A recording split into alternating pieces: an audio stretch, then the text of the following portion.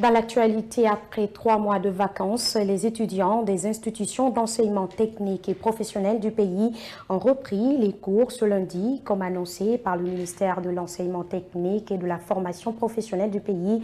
Pour nous enquérir de l'effectivité de cette rentrée, nous nous sommes rendus à l'École nationale des postes et télécommunications de Kipé.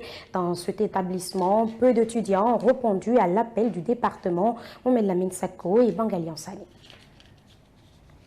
Après ceux de l'enseignement préuniversitaire et de l'alphabétisation, graduellement, c'était au tour des apprenants des institutions d'enseignement technique et professionnel de reprendre le chemin de l'école ce lundi 7 octobre 2024, comme annoncé par les autorités en charge du département. Dans les centres de formation Sioni, le constat était tout autre. Même si les enseignants sont venus en grand nombre, peu d'étudiants ont répondu à l'appel. Ce constat est palpable à l'École nationale des postes et télécommunications. Ici, sur 207 étudiants, seulement 39 ont repris les cours. Les étudiants sont venus, les autorités sont venues participer au démarrage effectif des cours. Et on peut dire effectivement, nous avons démarré l'année scolaire 2024-2025. Aujourd'hui, l'effectif n'est pas grand.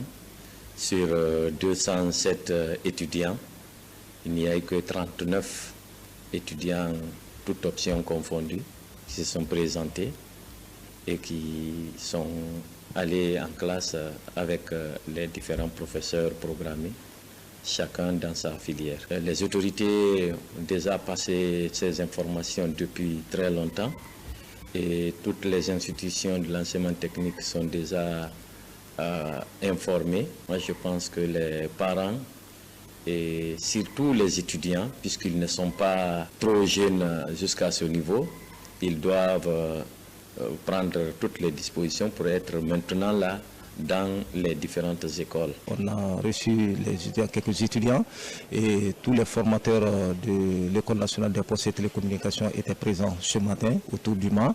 À 7h45, on a fait monter des couleurs en présence des étudiants.